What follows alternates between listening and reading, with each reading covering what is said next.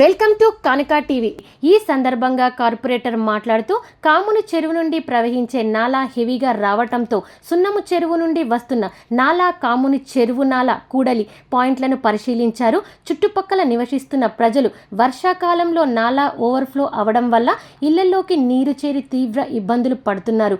ఈ సమస్యను శాశ్వతంగా పరిష్కరించేందుకు ఎస్ఎన్డిపి 2వ ఫేజ్లో శాంక్షన్ అయిన పనులను త్వరితగతిన మొదలు పెడితే స్థానిక ప్రజలకు ఇబ్బందులు ఎత్తకుండా తక్షణ చర్యలు తీసుకోవాలని జోనల్ కమిషనర్ గారికి కార్పొరేటర్ తెలిపారు. జోనల్ కమిషనర్ అపూర్వ చౌహాన్ గారు స్పందిస్తూ ప్రజలకు ఇబ్బందులు కలగకుండా నాలా శుభ్రపరిచే పనులను వేగవంతం చేస్తాం, అవసరమైన ప్రణాళికలను సిద్ధం చేసి తక్షణ చర్యలు తీసుకుంటామని హామీ ఇచ్చారు.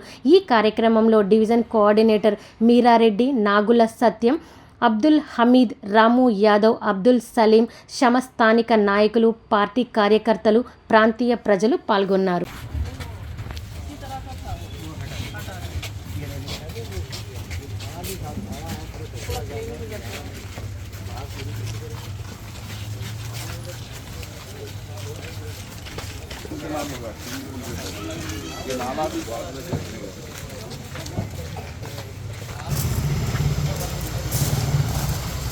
नाला